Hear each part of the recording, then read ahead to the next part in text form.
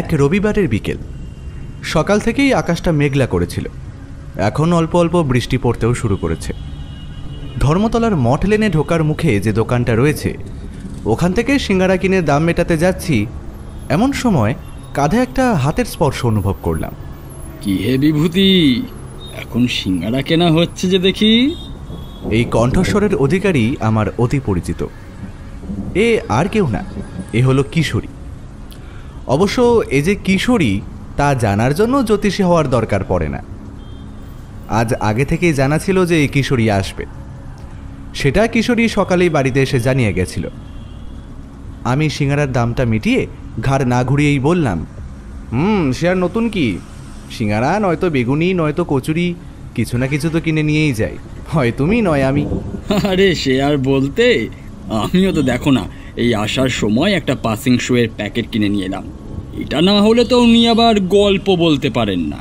গল্প বলতে পারেন না বলো না কিশোরী, বলো এছাড়া তিনি গল্প বলতে স্বাচ্ছন্দ্য বোধ করেন না।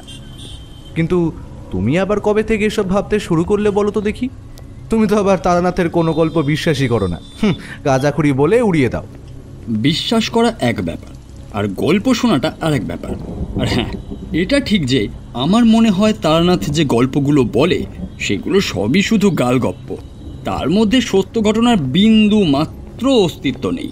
কিন্তু কি বলতো, যখন শুনি তখন এত রোমাঞ্চকর লাগে যে তা না শুনেও থাকতে পারি না। তাই তো অফিস ছুটি হলেই এখানে আসার জন্য মনটা উস্কুস উস্কুস করে। কিশোরী একটানা কথাগুলো বলে থামল। কথা বলতে বলতেই আমরা দুজন এসে দাঁড়ালাম তারানাথের বাড়ির সামনে। কড়া নাড়তে যাব এমন সময় দেখি তিনি স্বয়ং দরজা খুলে দিলেন। এসো কিশোরী, এসো বিভূতি। আমার মন বলছিল আজকে আসবে তোমরা, তাই জানলার সামনেই দাঁড়িয়েছিলাম। তোমাদের দেখতে পেয়ে নিচে নেমে এসে দরজা খুলে দিলাম। শুনে আমি বেশ অবাক হলাম। তারানাথ জানলার সামনে দাঁড়িয়েছিল? কই, আমি তো দেখতে পাইনি। আসার সময় তো তাকালাম দুবার উপরের জানলার দিকে, কই একবারও তো দেখলাম না। কি জানি বাবা, কথা বলতে বলতে আসছিলাম বলে হয়তো খেয়ালই করিনি। সে যাই হোক, তারানাথের হাতে সিঙ্গারার প্যাকেটটা দিয়ে বললাম, এই নিন ঠাকুরমশাই, সিঙ্গারাগুলো কিন্তু বেশ গরম রয়েছে। তোমাদের কতবার বলেছি এইসব আনার দরকার নেই, তোমরা আসো, আমি তাতেই খুশি। কিন্তু তোমরা তো আর শুনবে না। এই বলে আমার হাত থেকে প্যাকেটটা নিয়ে চারিকে ডাক দিল। কই রে চারিমা, একবার এদিকে আয় দেখি। তারানাথের ডাকে চারি এসে ঠোঙাটা নিয়ে চলে গেল। আজ বেশ কিছুদিন পরে এলে তোমরা। তারানাথ বলল। কথাটা শুনে আমার মনে হলো কেমন যেন একটা অভিমানের সুর মিশে রয়েছে। তোমরা মাঝে মাঝে আসো, আমার কাছে গল্প শুনতে চাও। আমিও সেই সুযোগে পুরনো দিনের অভিজ্ঞতার কথা বলি তোমাদের। আমার বেশ ভালোই লাগে। আসলে কি জানো, এতদিন ধরে আসছো, আমার কেমন যেন অভ্যাস হয়ে গিয়েছে। তোমরা না এলে আর তোমাদের গল্প শোনাতে না পারলে আজকাল কেমন যেন অসম্পূর্ণ লাগে। মনে হয় কে যেন এলো না, কি যেন একটা হলোও না। একটু থেমে তারানাথ আবার বলল, এই যে এলে, দেখা হলো, খুব ভালো লাগছে। আসলে কি জানো, একদিন এমন ছিল আমার এই বাড়িতে অগুন্তি মানুষের আনাগোনা ছিল।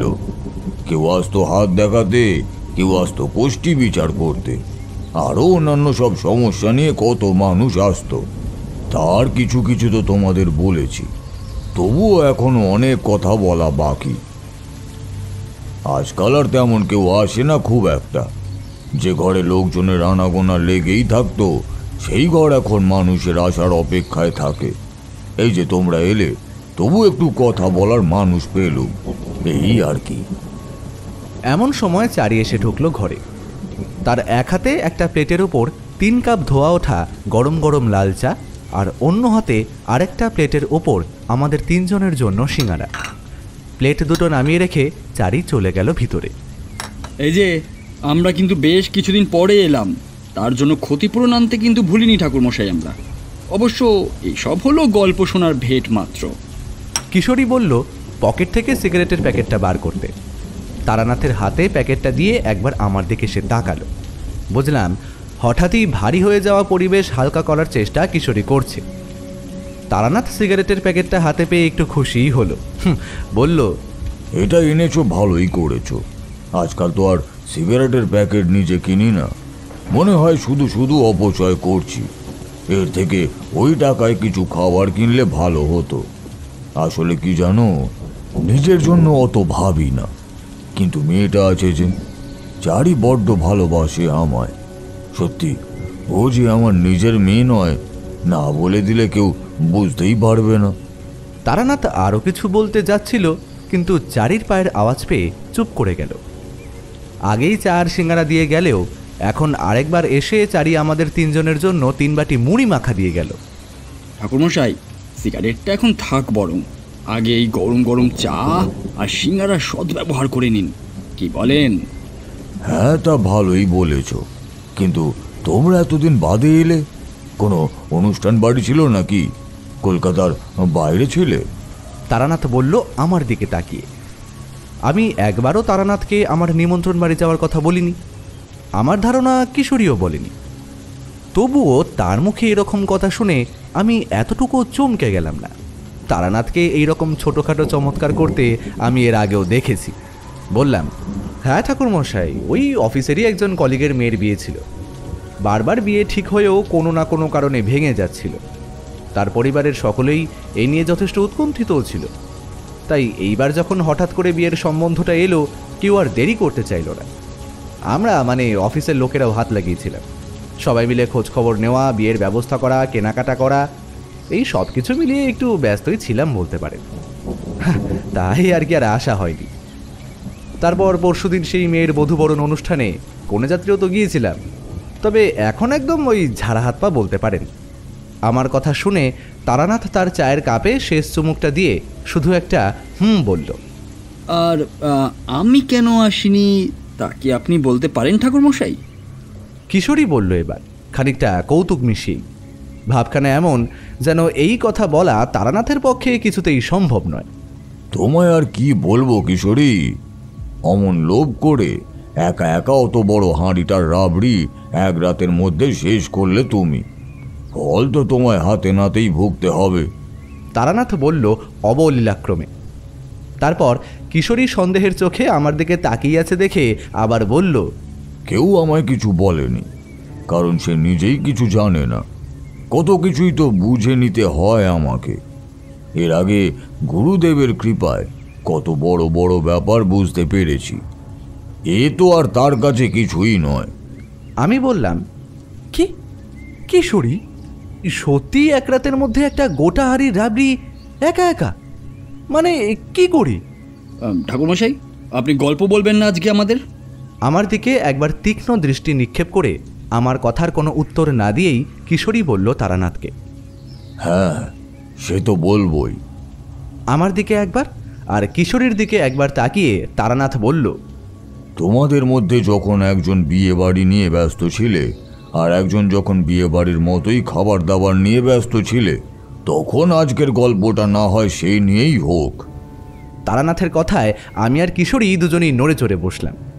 কলকাতার একজন বড় ব্যবসায়ী ছিলেন রামসদয় মিত্র। আমি একবার একটা ব্যাপারে তার কিছু উপকার করি, তোমাদের বলেছি সেই গল্প আগেই। এখন মিত্র মশাইও খুব আলাপি মানুষ ছিলেন। আমি যে তার উপকার করেছি এই কথা তিনি বিভিন্ন জায়গায় বিভিন্ন মানুষকে বলেছিলেন। কেউ কোনো সমস্যায় পড়লে বা কারোর হাত দেখানো, কোষ্ঠী দেখানো এসবের দরকার হয়ে পড়লে তাদের আমার কথা বলতেন তিনি। এছাড়াও বিভিন্ন শুভ কাজে তার বাড়িতে আমার ডাক পড়ত। আমি যথাসাধ্য চেষ্টা করতুম সেই সব নিমন্ত্রণ রক্ষা করতে। তিনিও কখনো সখনো এই পথে এলে আমার সঙ্গে একবার দেখা করে যেতেন। মোট কথা হলো, এই তারানাথের সঙ্গে তার ভালোই সম্পর্ক স্থাপন হয়েছিল। ভূমিকাটুকু করে তারানাথ থামল। চা তো আগেই শেষ। এবার মুড়ি সিঙ্গারা শেষ করে খানিকটা জল খেয়ে প্যাকেট থেকে একটা সিগারেট বের করে দেশলাই কাঠি জেলে সেটা ধরিয়ে লম্বা একটা টান দিয়ে তারানাথ আবার ফিরে গেল তার গল্পে। হ্যাঁ হ্যাঁ, যেটা বলছিলুম, একদিন আমার এই মারহাট্টা ডিজলেনের বাড়িতে বসে আছি। বেশ কিছু মানুষ হাত দেখিয়ে চলে গিয়েছে। সেদিন অন্যান্য দিনের তুলনায় কিছু কম মানুষই এসেছিল আমার কাছে। সে যাই হোক, কিছুক্ষণ চুপচাপ বসে থাকার পর কি মনে হতে জানলার সামনে গিয়ে দাঁড়ালুম। ঠিক আজ যেমন তোমাদের দুজনকে আসতে দেখেছিলুম, সেদিনও আসতে দেখলুম দুজনকে। তবে আজকের সঙ্গে সেদিনের পার্থক্য এই যে আজ যে দুজনকে দেখলুম তারা দুজনেই আমার চেনা, আর সেদিন যে দুজনকে দেখেছিলুম তাদের মধ্যে একজন আমার চেনা আর অন্যজন অচেনা। সেই চেনা ব্যক্তিটি কে জানো? অন্য কেউ নয়, স্বয়ং রামসদয় মিত্র। তবে সেদিনের সঙ্গে আজকের একটা পার্থক্যও আছে।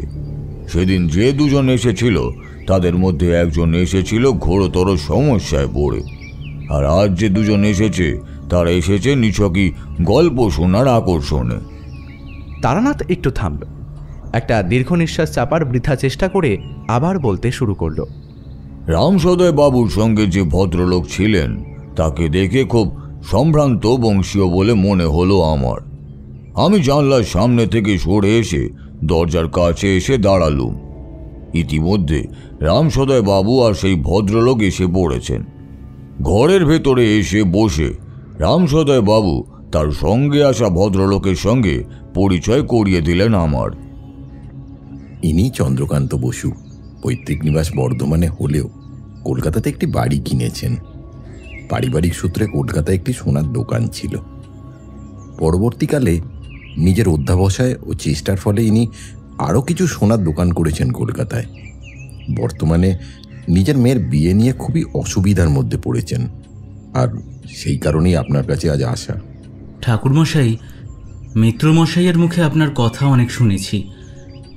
আপনি কিভাবে মিত্রমশাইকে বিপদের হাত থেকে রক্ষা করেছিলেন সে সবই আমি জানি। আর তাই তো এখন আমি যখন এত বিপদে পড়েছি আপনার কথাই সকলের আগে মনে হলো। ঠাকুরমশাই, আপনি আপনি বাঁচান আমাকে, আপনি আমাকে বাঁচান, বাঁচান আমার মেয়েকে। আমাদের পরিবারের মান সম্মান সব কিছু এখন আপনার হাতে ঠাকুরমশাই। চন্দ্রকান্ত বাবুর কথায় এমন একটা কাতরতা আর সমর্পণের আভাস ছিল যে আমি আর অন্য কিছুই ভাবতে পারলুম না। তাড়াতাড়ি বললুম, আহা চন্দ্রকান্তবাবু, আপনি এখনই অতটা উতলা হবেন না। আপনার মেয়ের জন্মকোষ্ঠী সঙ্গে এনেছেন তো? দেখান দেখি আমার, ভালো করে একবার দেখি তো। চন্দ্রকান্ত বাবু তাড়াতাড়ি তার মেয়ের কোষ্ঠীটা আমায় দেখালেন। আমি বিচার করে দেখলুম তার মেয়ের বিয়েতে কিছু বাধা আছে, কিন্তু সেই বাধা কাটানো গেলে মেয়েটির ভালো ঘরেই বিয়ে হওয়ার কথা। আমি সেই কথা জানানোর জন্য বললুম, চন্দ্রকান্তবাবু, আপনার মেয়ে কমলা তো অতি সুলক্ষণা, নামটিও যেমন সুন্দর, ওর ভাগ্যদেবীও তো ওর প্রতি তেমনই সদয় দেখছি। তবে তবে তবে কি ঠাকুরমশাই?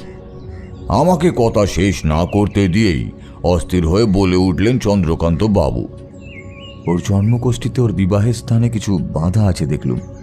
কিছু পূজা অর্চনা করলে সেই বাধা কেটে যাওয়ারই কথা। তারপর আপনি ভালো ঘরে আপনার মেয়ের বিয়ে দিতে পারবেন। আমার কথা শুনে চন্দ্রকান্ত বাবু খানিক যেন হতাশ হয়ে মাথা নাড়লেন। তারপর গভীর অথচ কম্পিত স্বরে থেমে থেমে বললেন, সে চেষ্টা কি আর আমি করিনি ঠাকুরমশাই? আপনার কাছে আসার আগে অনেক জ্যোতিষীকে দেখিয়েছি, কত পুজো আর্চা করা হয়েছে, কত তাবিজ কবচ পরিয়েছি কমলাকে, কত কিছুই যে করেছি ঠাকুরমশাই। কিন্তু কিন্তু আমার কপাল, কমলা আর কমলার মায়েরও কপাল, কিছুতেই কিছু হলো না। বিয়ে কিছুতেই হলো না। কত ভালো ভালো সম্বন্ধ এসেছিল, কিন্তু কি আর বলবো আপনাকে। চন্দ্রকান্ত, এখনই ভেঙে পড়ো না। যেখানে কেউ কিছু করতে পারে না সেখানে ঠাকুরমশাই সহজেই সব বাধা কাটিয়ে দেন। উনি অসম্ভবকেও সম্ভব করতে পারেন, আর ওই জন্যই তো তোমাকে এখানে নিয়ে আসলাম। এখনই ভেঙে পড়ো না। চন্দ্রকান্ত বাবুকে সান্ত্বনা দেওয়ার চেষ্টা করলেন রামসদয় বাবু। আজ সন্ধ্যার পক্ষে অথবা কাল সকালে কি আপনার পক্ষে কমলা মাকে নিয়ে এখানে আসা সম্ভব হবে চন্দ্রকান্তবাবু? আমার কথার উত্তরে তিনি জানালেন তিনি আজ সন্ধ্যাবেলাতেই কমলাকে নিয়ে আমার এই বাড়িতেই আসতে পারবেন। তখনকার মতো তারা বিদায় নিলেন।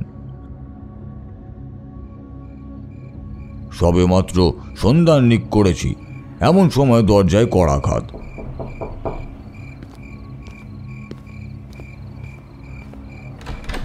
দরজা খুলে দেখি চন্দ্রকান্ত বাবু আর একটি কন্যা। বুঝলুম এটি তার কন্যা কমলা। তারা ঘরে এসে বসার পর আমি মেয়েটিকে ভালো করে দেখলুম। মেয়েটির দোহারা চেহারা, গায়ের রং ফর্সা নয়, আবার কালো বলা চলে না, উজ্জ্বল শ্যামলা রং তার, মুখশ্রী বড় সুন্দর, সব মিলিয়ে মিষ্টি একটা মেয়ে। তাকে দেখেই বুঝতে পারলুম এ মেয়ে যার ঘরের গৃহিণী হয়ে যাবে, স্বয়ং মা লক্ষ্মী তার ঘরে অধিষ্ঠান করবে। অত্যন্ত সৌভাগ্যবতী হবে এই মেয়ে। কিন্তু তার আগে বেশ কিছু বাধা বিপত্তি কাটিয়ে উঠতে হবে এর শ্বশুরবাড়ির মানুষদের। তোমাদের আর নতুন করে কি বলবো, তোমরা তো জানোই আমাদের দেশের মেয়েরা বড় অভাগী। পরপর মেয়ে সন্তান জন্ম নিলে বাপের ঘরে সেই মেয়েদের উঠতে বসতে নানা কথা শুনতে হয়। বিয়ের পরেও তাদের শান্তি হয় না। শ্বশুর ঘরে কোনো কারণে যদি কোনো অমঙ্গল হয়, তবে কারণে হোক অকারণেই হোক তার সব দায় এসে বর্তায় বউয়ের ওপরই, যেন তারাই মূর্তিমান অমঙ্গল অলক্ষ্মী। এই মেয়েটির ক্ষেত্রে বিয়ের আগেই সেই রকম অপবাদ জোটার সম্ভাবনা দেখলুম। সকালে চন্দ্রকান্ত বাবুর থেকে কমলা জন্মকোষ্ঠী চেয়ে নিয়ে নিজের কাছেই রেখেছিলুম। এখন সেটা আরেকবার বার করলুম। মেয়েটির কোষ্ঠী, তার হস্তরেখা, তার কপাল সব কিছু ভালো করে দেখে অবশেষে নিশ্চিন্ত হলুম। ঠাকুরমশাই, আপনার মুখে হাসি দেখলাম মনে হলো। আমার আমার মায়ের বিয়েতে কোনো বাধা নেই তো তাহলে ঠাকুরমশাই? চন্দ্রকান্ত বাবুর অধীর আগ্রহে করা প্রশ্নের উত্তরে বললুম, না, কমলা মায়ের বিয়েতে কোনো বাধা নেই দেখলুম, কিন্তু বিয়ের আগে পাত্রপক্ষ অথবা তাদের প্রতিবেশীদের কিছু দুর্ভোগ পোহাতে হতে পারে। সেটা যাতে না হয় তার চেষ্টা আমি করব। চন্দ্রকান্তবাবু, আপনি কি কোনোভাবে পাত্রপক্ষের সঙ্গে আমার সাক্ষাৎ করাতে পারেন? কোনো অজ্ঞাত কারণে আমার প্রশ্নের উত্তরে চন্দ্রকান্ত বাবু বসে চুপ করে থাকলেন। তাকে দেখে বেশ চিন্তিতই মনে হলো আমার। আমি আবার বললুম, তাদের সঙ্গে আমার দেখা করাটা কমলা মায়ের সুখী ভবিষ্যতের জন্য খুবই গুরুত্বপূর্ণ। আপনি একটু চেষ্টা করে দেখুন না, যদি দেখা করাতে পারেন।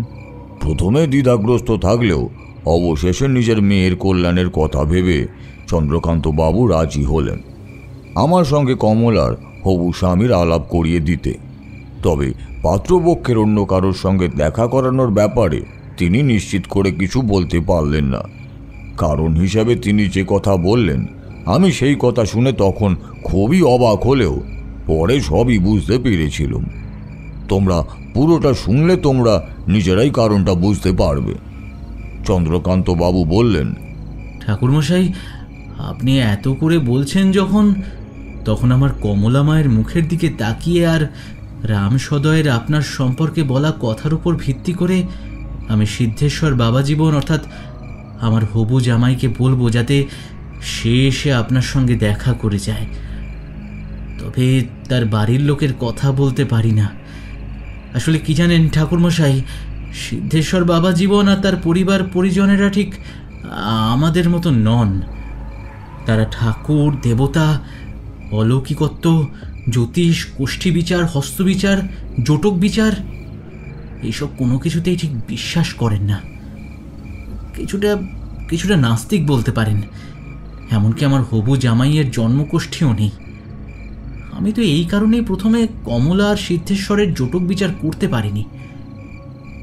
পরে সিদ্ধেশ্বরের কাছ থেকেই তার জন্ম সময় জেনে আমি আমাদের কুলপুরোহিতকে দিয়ে তার জন্মকোষ্ঠী বানিয়ে জটক বিচার করাই।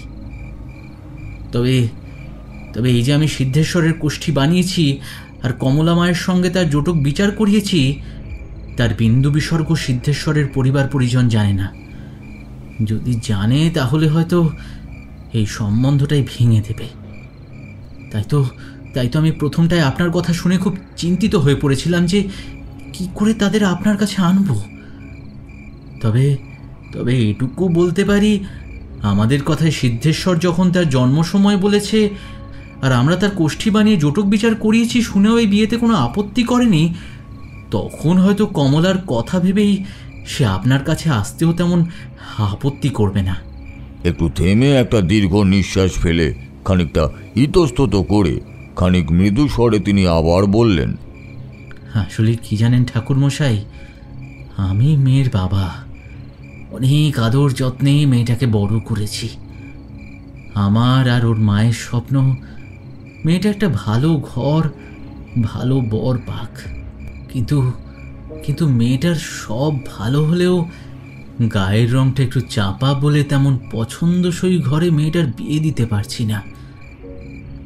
আমরা আমরা কুলীন কায়স্থ, বুঝতেই পারছেন, যেমন তেমন ঘরেও তো মেয়েটাকে দিতে পারি না। এদিকে এই আসছে বৈশাখে ওর 15 বছর হবে। তার আগেই সামনের ফাল্গুনে যদি মেয়েটার বিয়ে দিয়ে দিতে পারি, তবে অনেক দিক একই সঙ্গে রক্ষা পায়। কি জানেন ঠাকুরমশাই, সমাজ বলেও তো একটা কথা আছে। চন্দ্রকান্ত বাবু চুপ করলেন। উত্তরে আমিও কোনো কথা বললুম না। ঘরের মধ্যে একটা নিস্তব্ধতা নেমে এলো। এটা সত্যি ভাবার মতোই বিষয় বটে, কিন্তু সিদ্ধেশ্বর বা তার বাড়ির লোক এই রকম চরম নাস্তিক কি কারণে তা বুঝতে পারলুম না।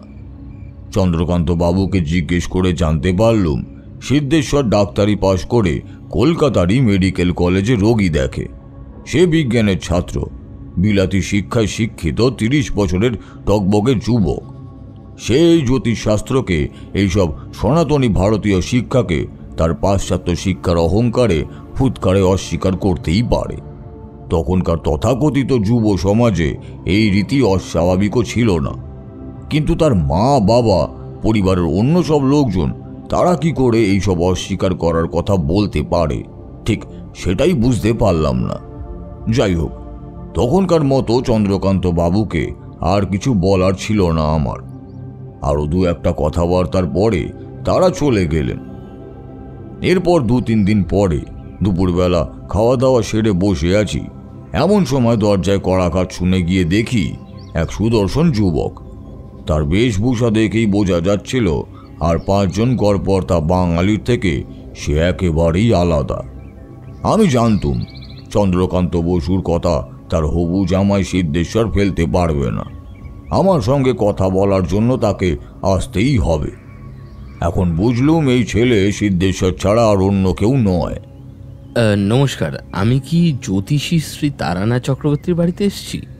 সিদ্ধেশ্বরের প্রশ্নের উত্তরে আমি বললুম, শ্রী সিদ্ধেশ্বর ঘোষ তো? হ্যাঁ, আমি তারানাথ চক্রবর্তী। আমার মুখে প্রথমে নিজের নাম শুনে প্রথমটায় সে অবাক হলেও মুহূর্তের মধ্যে সেই অবাক ভাব কাটিয়ে আবার স্বাভাবিক হয়ে গেল। ঘরের ভেতরে এসে বসার পর একটু হেসে সপ্রতিভ ভঙ্গিতে বলল, কমলার বাবা আমাকে বলেছিলেন আপনার কথা। আপনিও বোধহয় আমার আসার অপেক্ষাতেই ছিলেন, তাই প্রথম দেখাতেই এত সহজে চিনে ফেললেন। ছেলেটির কথাবার্তায় একটা সহজ ব্যাপার ছিল। তার কথা শুনে মনে হয় না সে ঠাকুর দেবতা, জ্যোতিষ চর্চা এসবে বিশ্বাস করে। বললুম, হ্যাঁ, চন্দ্রকান্ত বাবুকে আমি বলেছিলাম তোমাকে বলতে, যাতে তুমি একবার এখানে এসে দেখা করো। শুনেছি তুমি এবং তোমার পরিবারবর্গ, গুরুজন কেউই জ্যোতিষী সম্প্রদায়ের ওপর ভরসা করো না। তোমার জন্মকোষ্ঠীও নেই, কিন্তু বিবাহ তো আর ছেলে খেলা নয়। এ হলো 2টো মানুষের, শুধু 2টো মানুষের কেন, 2টো পরিবারের সারা জীবনের ব্যাপার। বিবাহের আগে তাই সব কিছু দেখে শুনে নেওয়াই ভালো।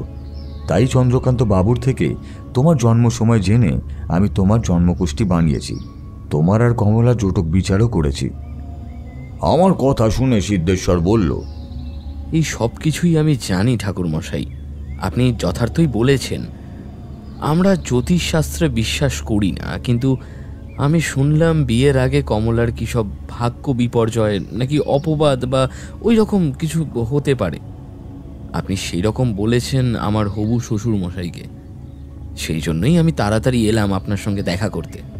আমি সিদ্ধেশ্বরের কথায় সম্মতি জানিয়ে তাকে আরও বললুম, আমি আগেই তার কোষ্ঠী বিচার করেছি, আর আজকে তাকে স্বচক্ষে দেখার পর তার সম্পর্কে আর তার পূর্বপুরুষদের সম্পর্কে বেশ কিছু কথা জানতে পেরেছি। শোনো সিদ্ধেশ্বর, আমার মনে হয়েছে এই কয়েকদিনে কমলা মায়ের প্রতি তোমার একটা স্নেহই বলো বা মায়াই বলো, একটা কোমল অনুভূতি তৈরি হয়েছে। সেই জন্যই তোমাকে এইসব কথা বলা। আমি তোমার পূর্বপুরুষদের কথা, তোমার জন্মছক আর তারপর তোমায় দেখে জানতে পেরেছি তাদের কারোরই মৃত্যু স্বাভাবিক ছিল না। তারা কেউই তাদের সন্তানকে দেখে যেতে পারেননি। তোমাদের বংশের বিধিলিপি তাই। প্রথম সন্তান জন্মানোর আগেই তোমাদের বংশের বধূরা বিধবা হন, তাই কেউ জেনে বুঝে তোমাদের ঘরে তাদের মেয়ের বিবাহ দিতে চান না। আর এই কারণেই তোমরা, মানে তুমি আর তোমার মা, অনেক বছর ধরে তোমাদের পৈতৃক ভিটে ত্যাগ করে কলকাতাতেই নতুন বাড়ি কিনে বসবাস করছো। তোমাদের, বিশেষত তোমার মায়ের ধারণা তোমাদের পৈতৃক ভিটাতেই কোনো দোষ আছে, তাই তোমাদের এই দুর্ভোগ। কিন্তু আসলে দোষ তোমাদের ভিটার নয়, দোষ আছে তোমাদের বংশে, অভিশাপ আছে তোমাদের বংশে। তোমাদের বংশে নববধূ হয়ে যে আসে, এই অভিশাপের ভার তাকেই বহন করতে হয়। আর তাই প্রথম সন্তান পৃথিবীর আলো দেখার আগেই তাদের সকলকেই বিধবা হতে হয়েছে। শোনো সিদ্ধেশ্বর, তোমার জন্মকোষ্ঠী আমি ভালো করেই বিচার করে দেখেছি। আমার গণনায় তুমি দীর্ঘজীবী। কমলা মাকে, তাই তোমার মা ঠাকুমার মতো অল্প বয়সেই বিধবা যন্ত্রণা সহ্য করতে হবে না। কিন্তু তোমার বিবাহের অল্প কিছুদিন আগেই তোমার একটা অতি প্রবল ফাঁড়া আছে। নির্দিষ্ট কিছু পূজা অর্চনা করলে সেই ফাঁড়া কেটে যাওয়ার কথা, কিন্তু তা যদি না করা হয় তবে তোমার তো দুর্ভোগ হবেই, সেই সঙ্গে কমলাকেও অনেক দুর্নামের অংশীদার হতে হবে। তোমার বিবাহের অল্প কিছুদিন আগেই ঘটে যাওয়া বিপদের জন্য সবাই তোমার হবু স্ত্রীকেই দায়ী করবে। তুমি যদি তা না চাও তাহলে আমি যথাসাধ্য চেষ্টা করব তোমার ভাড়া এবং কমলার দুর্নাম দুই দূর করার জন্য। এখন তুমি কি করবে তা সম্পূর্ণ তোমার উপরই নির্ভর করছে। তবে যাই সিদ্ধান্ত নাও না কেন, মনে রেখো তোমার সেই সিদ্ধান্তের ওপরই তোমার এবং কমলার জীবনের অনেক কিছুই নির্ভর করবে। আমি যতক্ষণ ধরে যা যা কথা বলে গেলুম, সিদ্ধেশ্বর সেই সব কথাগুলো খুব মন দিয়ে শুনলো দেখলুম। আমার কথাগুলো শুনতে শুনতে তার মুখে নানা রকম অভিব্যক্তি খেলা করে গেল। অবশেষে খানিকক্ষণ মাথা নিচু করে চুপ করে বসে অনেক কিছু চিন্তা ভাবনা করার পর সে জানালো এখনই কিছু বলতে সে অপারগ। বাড়ি গিয়ে সব দিক চিন্তা ভাবনা করে তারপর সে আমায় জানাবে সে কি করতে চায়। তেমন মনে হলে এই ব্যাপারে সে তার মায়ের সঙ্গেও আলোচনা করবে।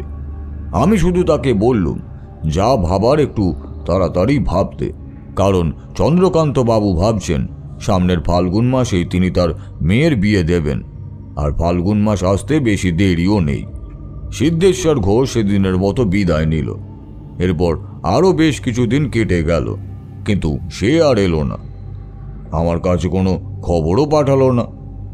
ইতিমধ্যে চন্দ্রকান্ত বাবু আরও একবার দুবার ঘুরে গিয়েছেন আমার ভদ্রাসন থেকে। আমি তাকে সব কথাই জানিয়েছি। সিদ্ধেশ্বরদের পূর্বপুরুষদের সম্পর্কে আমার মুখে সব কথা শুনে তিনি জানালেন তার হবু জামাই যে তার জন্মের আগেই পিতৃহারা, এই কথা তিনি বিলক্ষণ জানেন। কিন্তু তাদের পরিবারের অনুরূপ ঘটনা যে প্রথম নয়, বরং এটাই এক প্রকার রীতি হয়ে দাঁড়িয়েছে, তা তিনি জানতেন না। তিনি এও বললেন যে উপায় থাকলে তিনি তার মেয়ের অন্য কোথাও বিবাহ দিতেন, কিন্তু সেটা যখন সম্ভব হচ্ছে না তখন যেন আমি কোনো উপায় করি। কিন্তু এক্ষেত্রে তো আমি নিরুপায়। অনেকটাই নির্ভর করছে সিদ্ধেশ্বরের ওপর। অবশ্য একেবারেই যে নিরুপায় এমন কথা বলা চলে না। তবে সিদ্ধেশ্বর নিজেই যদি তার ভাড়া কাটাতে রাজি হতো তখন ব্যাপারটা অনেক সহজ হয়ে যেত। সে যাই হোক, একেবারেই যদি সে রাজি না হয়ে থাকে তখন চন্দ্রকান্ত বাবু আর কমলার মুখের দিকে তাকিয়ে আমাকে নিজে থেকেই উদ্যোগী হয়েই যা যা করার করতে হবে। অবশেষে আরও এক সপ্তাহ অপেক্ষার পর সিদ্ধেশ্বর আমার ভদ্রাসনে এলো। সে জানালো সে তার মায়ের সঙ্গে এই ব্যাপারে কথা বলেছে। অনেক বাগ বিতণ্ডা মান অভিমানের পর অবশেষে সিদ্ধেশ্বরের মা রাজি হয়েছেন এই বিশেষ পুজো পাঠ করতে। আমি সিদ্ধেশ্বরকে জানালো এই বিশেষ পুজো করতে হলে কলকাতার বাড়িতে থেকে তা করা যাবে না। তার জন্য আমাকে সিদ্ধেশ্বরকে, সিদ্ধেশ্বরের মাকে, চন্দ্রকান্ত বাবুকে, কমলাকে আর কমলার মাকে যেতে হবে সিদ্ধেশ্বরের পৈতৃক ভিটাতে। প্রয়োজন পড়লে সিদ্ধেশ্বরের অন্যান্য জ্ঞাতিদেরও সেখানে উপস্থিত থাকতে হতে পারে। সিদ্ধেশ্বর জানালো এই ব্যাপারে তার কোনো অমত নেই, এমনকি তার মায়েরও এই ব্যাপারে কোনো সমস্যা নেই। আমি এরকম কিছু বলতে পারি অনুমান করে সিদ্ধেশ্বর আগে থেকেই তার মায়ের থেকে এই অনুমতি নিয়ে রেখেছে।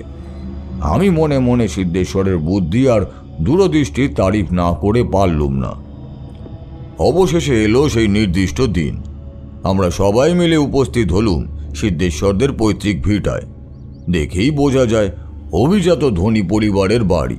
আমি সিদ্ধেশ্বরকে আলাদা ডেকে জিজ্ঞাসা করলুম সে তার পূর্বপুরুষদের অকাল মৃত্যুর ব্যাপারে কিছু জানে কি না।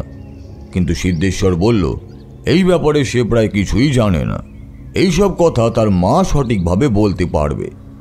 আমি তখন তার মায়ের থেকেই সব কথা জানার ইচ্ছা প্রকাশ করলুম, অবশ্যই যদি তার কোনো আপত্তি না থাকে। সিদ্ধেশ্বর বলল সে তার মায়ের সঙ্গে কথা বলে এসে আমাকে জানাবে যে তার মায়ের এইসব কথা আমাকে খুলে বলতে কোনো অসুবিধা আছে কি না। আমরা দুজনে যে ঘরে বসেছিলুম সেই ঘরের দরজা ভেজিয়ে দিয়ে সিদ্ধেশ্বর ঘর থেকে বেরিয়ে গেল। বেশ কিছুক্ষণ হলো আমি সিদ্ধেশ্বরের জন্য অপেক্ষা করে আছি। এমন সময় কেমন একটা অদ্ভুত অনুভূতি হতে লাগলো আমার। এই ঘরে প্রবেশ করার আগেই আমি এখানে একাধিক অশরীরী আত্মার উপস্থিতি অনুভব করেছিলুম। তবে তারা কোনো ক্ষতিকর আত্মা নয়, তারা যেন কিছু বলতে চায়। অনেক দিন ধরে এই ঘরে তারা বদ্ধ হয়ে আছে, অনেক দিন ধরে তারা তাদের কথা কাউকে জানাতে চাইছে। কিন্তু অশরীরী আত্মার কথা বোঝার ক্ষমতা তো সাধারণ মানুষের থাকে না, তার ফলস্বরূপ কেউই তাদের কোনো কথা বুঝতে পারেনি। তারা না পেরেছে কাউকে সাবধান করতে, না পেরেছে কাউকে প্রতিকারের কথা জানাতে। এখন এই বন্ধ ঘরে আমাকে একাকী পেয়ে বহু যুগ ধরে অপেক্ষারত অশরীরীরা আস্তে আস্তে প্রকট হয়ে উঠতে লাগলো। একের পর এক কায়া ফুটে উঠতে লাগলো আমার চোখের সামনে, আমার চারপাশে। কি বীভৎস তাদের রূপ! প্রায় সকলেরই গলায় কালছিটের দাগ, মুখের দুপাশে রক্ত জমাট বেঁধে গাঢ় কালো দাগ পড়ে গিয়েছে। চোখের মনি ঠেলে বেরিয়ে আসতে চাইছে, জিভ বেরিয়ে এসেছে মুখের বাইরে। কোনো সাধারণ মানুষের পক্ষে তাদের সেই রূপ সহ্য করা সম্ভব নয়। আমি তাদের উদ্দেশ্যে বললুম, কি চাও তোমরা?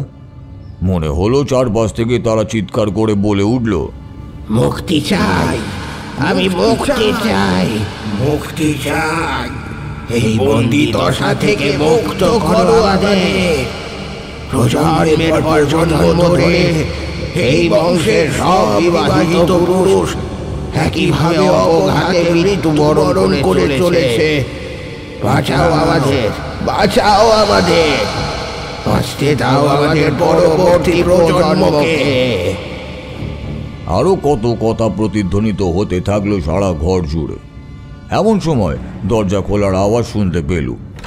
মুহূর্তে সেই সব ছায়া মূর্তি অদৃশ্য হয়ে গেল, সবকিছু শান্ত হয়ে গেল। সিদ্ধেশ্বর আর তার মা প্রবেশ করলো ঘরে। ঠাকুরমশাই, আপনার সঙ্গে আগে সেরকম কথা হয়নি। আমি শুনেছি আপনি কি জানতে চেয়েছেন, তবে সেরকম কিছু তো আর নতুন করে আমার বলার নেই। আপনি তো সিদ্ধেশ্বরের কুষ্টি দেখে সব কিছু বলেই দিয়েছেন। সিদ্ধেশ্বরের মা বললেন গম্ভীর স্বরে।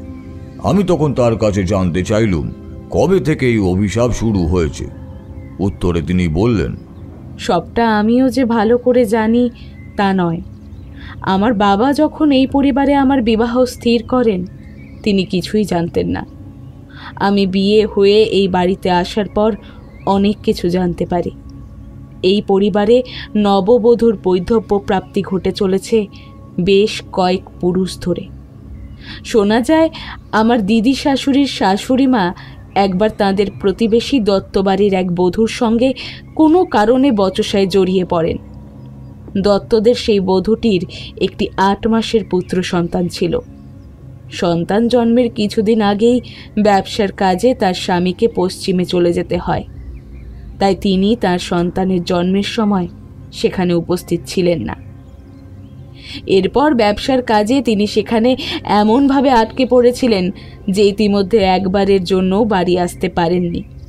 ফলে জন্মের পর থেকে তিনি নিজের ছেলেকে একবারের জন্যও চোখের দেখাও দেখেননি। তবে ঠিক পরের দিনই তার বাড়ি ফেরার কথা ছিল।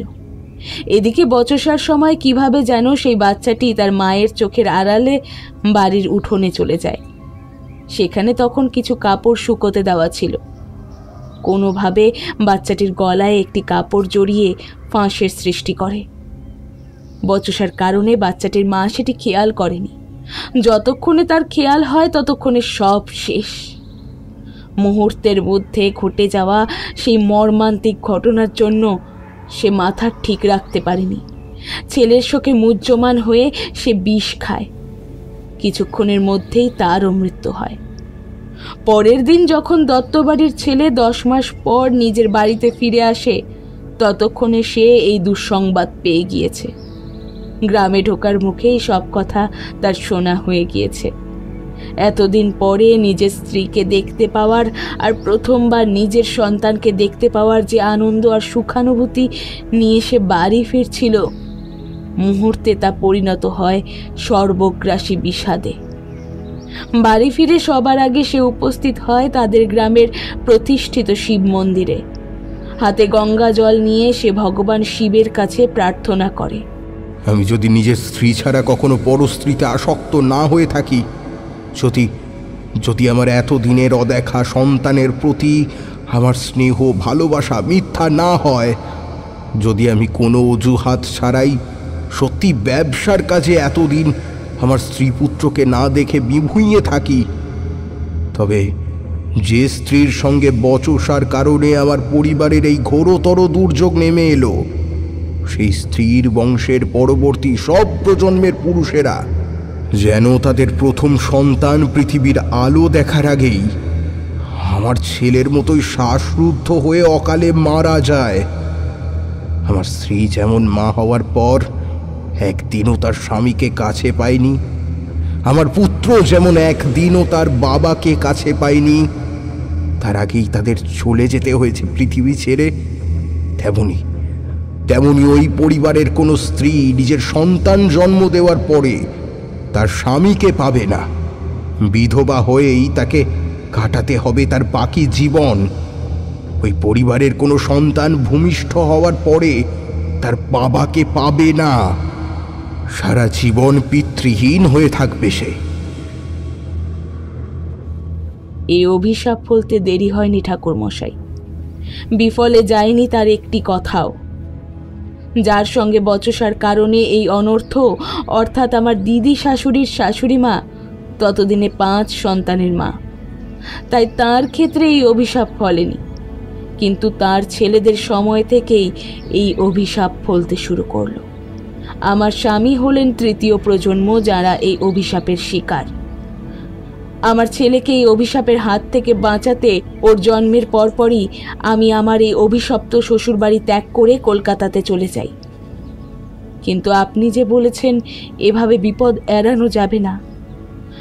আমি ওর মা, আপনি যা বলবেন সব শুনবো ঠাকুরমশাই, সব কিছু করবো আপনার কথা মতো।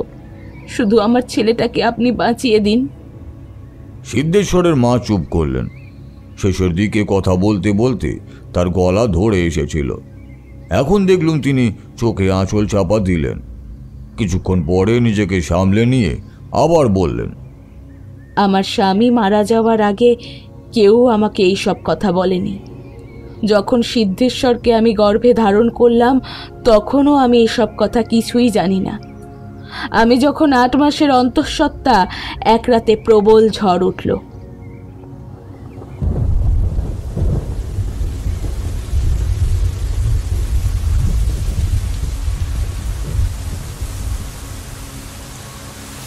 সেই সময়ে আমি আর আমার স্বামী দুটো আলাদা ঘরে ছিলাম। আসলে আমার স্বামীর অনেক রাত পর্যন্ত জেগে থাকার অভ্যেস ছিল। আমার শ্বশুরবাড়ির পারিবারিক ব্যবসার কারণে উনি সারাটা দিন সেই সব নিয়ে ব্যস্ত থাকতেন। তবে ব্যবসার পাশাপাশি নানা রকমের প্রাচীন পুঁথি, বিশেষত ধর্মগ্রন্থ পড়ার প্রতি একটা বিশেষ আগ্রহ ছিল আমার স্বামীর। আর সারা দিনের কাজের শেষে রাতের বেলায় তিনি এইসব বই পড়তেন। আমি অন্তঃসত্ত্বা বলে তিনি চাইতেন না আমি বেশি রাত পর্যন্ত জেগে থাকি, তাই তিনি অন্য ঘরেই রাত পর্যন্ত পড়াশোনা করতেন। পরে একটু বেশি রাতের দিকে ফিরে আসতেন আমাদের ঘরে। আমি অধিকাংশ সময়ই জানতে পারতাম না, ঘুমিয়ে পড়তাম। সেদিন রাতে যখন প্রবল ঝড় উঠল, আমার হঠাৎ ঘুম ভেঙে গেল। দেখলাম আমার স্বামী তখনও আমার ঘরে আসেননি। কোনো অজানা কারণে আমার মন আশঙ্কায় পরিপূর্ণ হয়ে উঠল। এমন তো কত দিন, কত রাত গিয়েছে, কতবার কত ঝড়, কত বৃষ্টি হয়েছে, কিন্তু এমন কখনো মনে হয়নি। কেন যে সেই রাতে আমার অমন মনে হয়েছিল তা আমি তখন বুঝিনি, জানেন ঠাকুরমশাই। কিন্তু পরে বুঝেছিলাম সেই রাত যে আমার সব কিছু হারিয়ে ফেলার রাত ছিল, আর আমার মন সেই কথা আগে থেকেই জানিয়ে দিয়েছিল আমায়। কিন্তু আমি এতই অভাগী, কিছুই করতে পারলাম না। আস্তে আস্তে কোনো মতে উঠে পাশের ঘরে গেলাম, কিন্তু যখন সেখানে গেলাম ততক্ষণে সব শেষ। দেখলাম সিদ্ধেশ্বরের বাবা চেয়ারে হেলান দিয়ে বসে রয়েছেন, সামনে টেবিলের ওপর একটা বই খোলা অবস্থায় রয়েছে। আমি প্রথমটায় কিছু বুঝতে পারিনি, ডাকলাম কত করে, কিন্তু সাড়া পেলাম না। তখন কাছে এগিয়ে গিয়ে টেবিলে রাখা আলোটা তুলে ধরে দেখি গলায় একটা কালশিটে দাগ, কষ বেয়ে রক্ত পড়ছে, জিভটা মুখের বাইরে বেরিয়ে এসেছে, চোখ দুটো খোলা, আর কি ভয়ঙ্কর দৃষ্টি সেই চোখে। ঠাকুরমশাই, আমি আর পারলাম না, চিৎকার করে জ্ঞান হারালাম। তবে পুরোপুরি জ্ঞান হারানোর আগে মনে হয়েছিল কেউ বুঝি আমায় ধরে নিল। পরের দিন দুপুরে আমার জ্ঞান ফিরল। দেখলাম আমার শাশুড়ি মায়ের ঘরে তার খাটে শুয়ে রয়েছি। আমি উঠে বসার চেষ্টা করলাম, কিন্তু পারলাম না। সারা শরীরে প্রচণ্ড ব্যথা। দেখলাম আমার সধবার বেশ পরিবর্তন করে কেউ আমায় একটা সাদা থান পরিয়ে দিয়েছে। হাতের শাঁখা, পলা, নোয়া কিছুই আর নেই। আমাকে সব কথা বলা হলো। জানতে পারলাম আমার শারীরিক অবস্থার কথা ভেবে আমার জন্য অপেক্ষা না করেই আমার স্বামীর দেহ দাহ করা হয়েছে। আমার শ্বশুরবাড়ির পারিবারিক অভিশাপের কথা জানতে পারলাম। শুনলাম ওই অভিশপ্ত ঝড়ের রাতে আমাকে ওই অবস্থায় আমার স্বামীর পড়ার ঘরে ঢুকতে দেখে আমার খুড় শ্বশুরমশাইয়ের ছেলে একটু পরেই ওই ঘরে এসে ঢোকে। যখন সে ওই ঘরে ঢোকে ততক্ষণে অবশ্য আমি আমার স্বামীর অপঘাতে মৃত্যুর কথা জেনে গিয়েছি। আমি অজ্ঞান হয়ে পড়ে যাওয়ার মুহূর্তে যদি সে আমায় ধরে না ফেলতো, তবে হয়তো আমার স্বামীর শেষ স্মৃতি, আমার সিদ্ধেশ্বরকে আমি কখনোই পেতাম না। তারপরে আমি অবশ্য এই বাড়িতে আর বেশি দিন থাকিনি। শারীরিক অবস্থার একটু উন্নতি হতেই আমি কলকাতায় আমার বাপের বাড়ি চলে আসি। সিদ্ধেশ্বরের জন্ম আমার বাপের বাড়িতেই হয়। ওর বড় হওয়া, পড়াশোনা করা সবই ওই কলকাতার বাড়ি থেকে। আমি চাইনি আমার সিদ্ধেশ্বর এই অভিশপ্ত বাড়িতে কখনো ফিরে আসুক। এই বাড়িতে আমার ছেলে ভালো থাকতে পারবে না ঠাকুরমশাই। তারপর থেকে কোনো ঠাকুর দেবতায় আমার কোনো ভক্তি নেই, বিশ্বাসও নেই। আমি তো বিয়ের আগে বা পরে কম ঠাকুর পুজো করিনি। তাহলে আমার সঙ্গে এমন কেন হলো? এমনকি আপনার সঙ্গে আমার ছেলের পরিচয় হওয়ার আগে আমি জ্যোতিষেও বিশ্বাস করতাম না। কিন্তু আপনি যখন আমার সিদ্ধেশ্বরের জন্মকুষ্টি দেখে এত কিছু জানতে পারলেন, তখন আর আপনাকে অবিশ্বাস করতে পারলাম না। শুধুমাত্র আপনার ওপর ভরসা করেই এত বছর পরে এই বাড়িতে ফিরে এলাম। জানেন ঠাকুরমশাই, প্রথমে ভেবেছিলাম আমার ছেলেটার বিয়ে দেব না কোনো দিনও। বিয়ে না করলে ও যদি বেঁচে পড়তে থাকে তবে সেই আমার কাছে অনেক। কিন্তু একদিন ও একটা বাড়িতে চিকিৎসা করতে গিয়ে চন্দ্রকান্ত বাবুর মেয়ে কমলাকে দেখল। আমার কাছে আমার ছেলে কিছুই লুকোয় না, তাই তারপর একদিন যখন ও আমার কাছে কমলাকে বিয়ে করার কথা বলল, আমি আমার ছেলের মুখের দিকে চেয়ে আর না করতে পারলাম না। ভাবলাম আমার ছেলের ওপর তো কখনো ওই অভিশপ্ত শ্বশুরবাড়ির ছায়া পড়েনি, তাহলে ওর নিশ্চয়ই কিছু হবে না। তাই সম্বন্ধ করলাম। তারপর এখন তো শুনছি কি সব ফাঁড়া আছে। তবে সেসব যাই থাকুক ঠাকুরমশাই, আপনার ওপর ভরসা করেছি আমি। আমার ছেলেকে আপনাকে বিপদ থেকে রক্ষা করতেই হবে। সিদ্ধেশ্বরের মায়ের মুখে পুরো ঘটনা শোনার পর আমি বুঝতে পারলুম এরপর আমাকে কি করতে হবে। আপাতত সিদ্ধেশ্বরের মাকে আশ্বস্ত করে বললুম, দেখুন, আপনার বুদ্ধিমত্তা সিদ্ধেশ্বরের জন্ম এই বাড়িতে হয়নি, তাই এই বাড়ির পারিবারিক অভিশাপ ওর ওপর অনেকাংশেই ফলপ্রসূ হওয়ার কথা নয়। তাছাড়া 3 প্রজন্ম কেটেও গিয়েছে। আমি সিদ্ধেশ্বরের ছক ভালো করে পরীক্ষা করে দেখেছি, এখনই ওর প্রাণনাশের কোনো ভয় নেই। ও দীর্ঘায়ু নিয়েই জন্মেছে। তবে ওর একটা ফাঁড়া আছে, সেটা কাটানোর জন্য আমাকে একটা পুজো করতে হবে। যে জায়গায় আপনাদের প্রতিবেশী সেই বাচ্চাটির গলায় ফাঁস লেগে সে মারা গিয়েছিল, সেই জায়গাটি আমাকে দেখিয়ে দিন, সেখানেই আমাকে পুজো করতে হবে। পুজোর আয়োজন করতে করতে সারাদিন কেটে গেল। সন্ধ্যার সময় আমি দত্তদের উঠোনে পুজোয় বসলাম। তার আগে অবশ্য ওদের অনুমতি নিয়ে নেওয়া হয়েছিল। দুই পরিবারের মধ্যে অতীতে যতই তিক্ততা থাক, তার জন্য প্রজন্মের পর প্রজন্ম ধরে এতজন তরতাজা যুবক যুবতী অকালে অপঘাতে মারা যাবে, তার কে চায় বলো? তাই ওদেরও কোনো আপত্তি ছিল না। পুজোর জায়গায় সেই সময় ঘোষেদের বাড়িতে উপস্থিত সব পুরুষ মানুষ আর অবিবাহিত সব মেয়েদের থাকতে বলে দিয়েছিলুম আগে থেকেই। সিদ্ধেশ্বরও সেখানেই উপস্থিত হলো। আমি আগেই ওদের বাড়ির সকলের জন্মছক দেখে নিয়েছিল। সিদ্ধেশ্বর ছাড়া অন্য কারু সেই সময় মৃত্যুযোগ বা ফাঁড়া ছিল না, তাই ভয়টা ছিল প্রধানত সিদ্ধেশ্বরকে নিয়েই।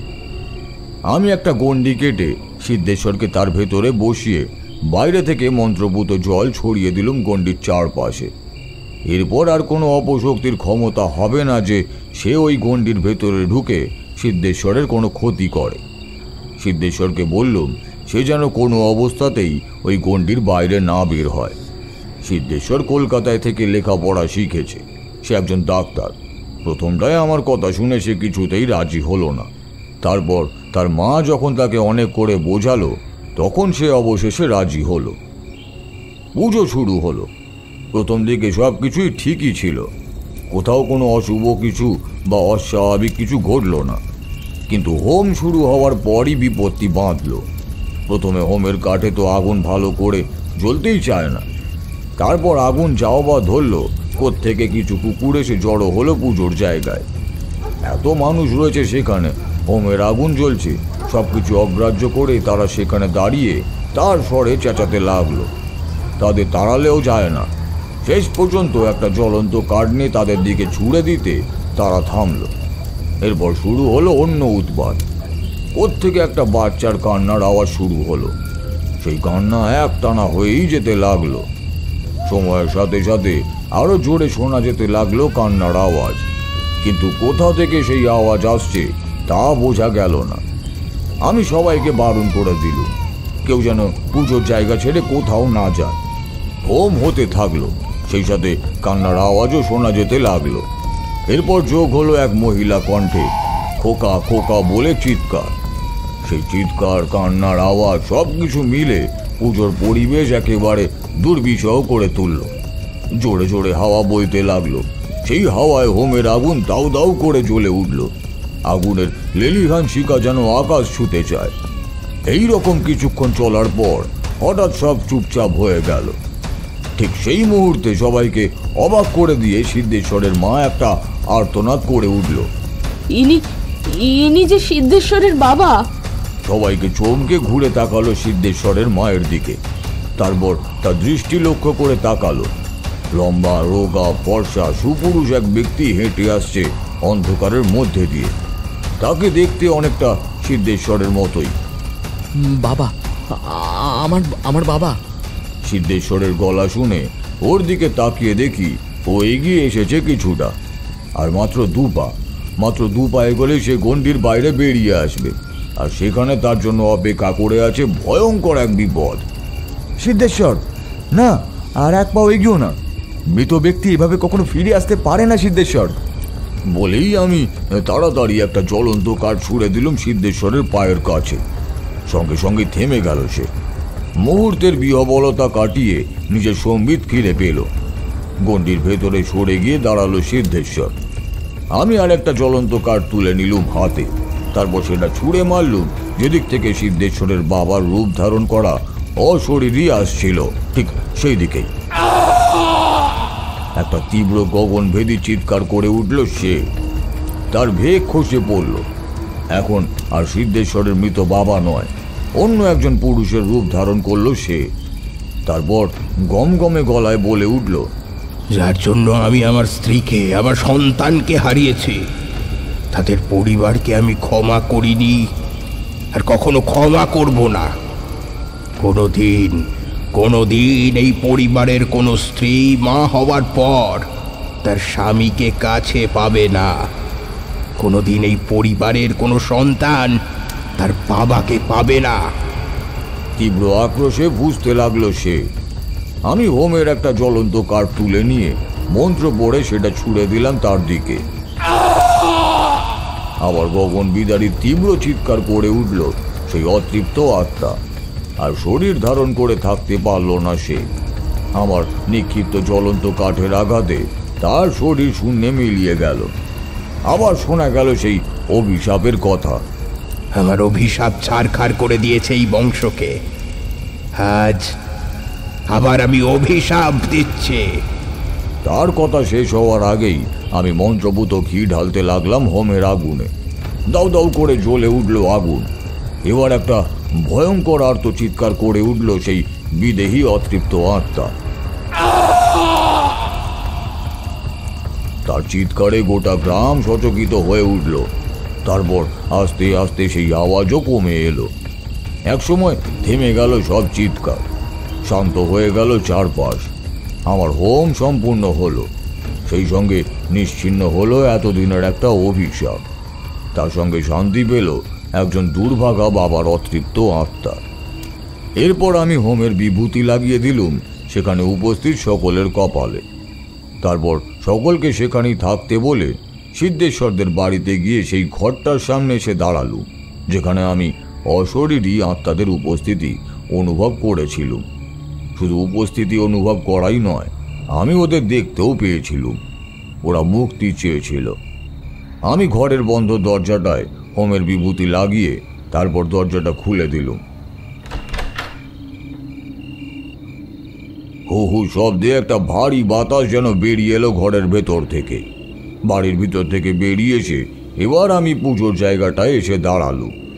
কিছু বিভূতি নিয়ে সিদ্ধেশ্বরের মায়ের হাতে দিয়ে বাকিটা ছড়িয়ে দিলুম চারপাশে। একটা ভারী বাতাস বয়ে গেল চারপাশ দিয়ে। কে কে এ কি দেখছি আমি? তুমি তুমি বলতে বলতে সিদ্ধেশ্বরের মা হঠাৎ অজ্ঞান হয়ে পড়লেন। বাড়িরই একজন মহিলা ধরে ফেললেন তাকে। সিদ্ধেশ্বর, এবার বেরিয়ে এসো গণ্ডির বাইরে, আর কোনো বিপদ নেই।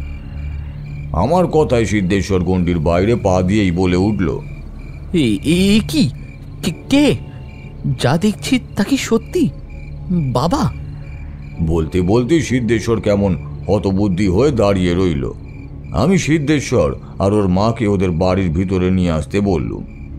এখানে আমার কাজ শেষ হলো। পরের দিন সকালে আমি ওখান থেকে বেরিয়ে কলকাতায় ফিরে আসি। তার আগে সিদ্ধেশ্বর, ওর মা, চন্দ্রকান্ত বাবু, কমলা সকলের সঙ্গেই আমার কথা হয়েছিল। ওদের সঙ্গে কথাবার্তার সময় ওদের বেশ কিছু কৌতূহল নিবৃত্ত করার জন্য বেশ কিছু প্রশ্নের উত্তর দিতে হয়েছিল আমায়। তোমাদেরও সেসব বলি, শোনো। আগের দিন পুজোর শেষে আমি যখন ওদের বাড়ির সেই নির্দিষ্ট ঘরের বন্ধ দরজা খুলে দিয়ে এসে আবার পুজোর জায়গায় ফিরে আসি, তখন আমি একা নই, ওরাও একটা ভারী বাতাসের উপস্থিতি অনুভব করেছিল। সিদ্ধেশ্বরের মায়ের মনে হয়েছিল তার স্বামী যেন তাকে স্পর্শ করলেন। গণ্ডির বাইরে বেরিয়ে আসার পর সিদ্ধেশ্বরেরও একই রকম অনুভূতি হয়েছিল। সে তার বাবার স্পর্শ অনুভব করেছিল, কিন্তু ওই একবারই। তার আগে বা পরে কখনোই ওদের কারোরই এরকম মনে হয়নি।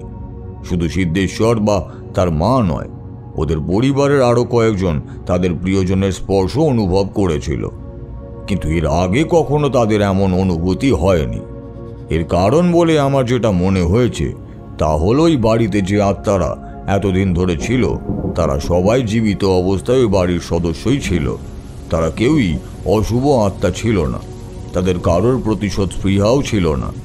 তাই তারা কোনোদিনও কোনো মানুষের ক্ষতি সাধন করার চেষ্টা পর্যন্তও করেনি। তাদের উপস্থিতি বুঝতে পারলে তাদের প্রিয়জনেরা ভীত হয়ে পড়তে পারে, তা জানত বলেই এতদিন পর্যন্ত ওই বাড়ির কোনো জীবিত মানুষদের ওপর উপস্থিত অনুভব পর্যন্ত করতে দেয়নি। তবু তারা মুক্তি কেন পায়নি জানো? তারা জানতো যে অভিশাপ তাদের পরিবারের লেগেছে তার হাত থেকে শুধু যে তারাই রেহাই পায়নি তাই নয়, তাদের উত্তর পুরুষদেরও রেহাই নেই। তারা জানতো সেই ভয়ঙ্কর অভিশাপ শেষ হলেই তাদেরও মুক্তি ঘটবে। তাই আমি যেদিন সেই ঘরে একা বসেছিলুম, তারা আমার বিশেষ সাধনার ক্ষমতা অনুধাবন করতে পেরেই আমাকে দেখা দিয়েছিল, যাতে আমি আমার সাধ্য মতো তাদের মুক্তির জন্য চেষ্টা করতে পারি। যে ঘরে আমি সেদিন সিদ্ধেশ্বর আর তার মায়ের জন্য অপেক্ষা করছিলাম, সেই ঘরেই ওই অভিশাপের কারণে প্রথম অপঘাতে মৃত্যু ঘটে। আমার অনুমান সেই কারণেই পরবর্তীকালে ওই একই অভিশাপের কারণে অপঘাতে মৃত মানুষদের অতৃপ্ত আত্মা ওই ঘরেই আশ্রয় নেয়। পরে তারা মুক্তি পায়। কিভাবে মুক্তি পায় তা তো তোমরা শুনলেই। কলকাতায় ফিরে আসার পর চন্দ্রকান্ত বাবু তার মেয়ে কমলা আমার সঙ্গে এসে দেখা করেছিলেন। কিছুদিন পর সিদ্ধেশ্বর আর তার মা এসেও দেখা করেছিলেন আমার সঙ্গে। সেই বছর ফাল্গুনেই যথাসময় সিদ্ধেশ্বর আর কমলার নির্বিঘ্নে বিবাহ হয়। আমি সেখানেও নিমন্ত্রিত ছিলাম। পরে শুনেছিলাম তাদের একটি ফুটফুটে কন্যা সন্তান হয়েছে। কোনো বিপত্তি ঘটেনি। ওদের পরিবারের অভিশাপের পরিসমাপ্তি ঘটেছিল। কাহিনী শেষ করে তারানাথ একটা দীর্ঘশ্বাস ফেলল।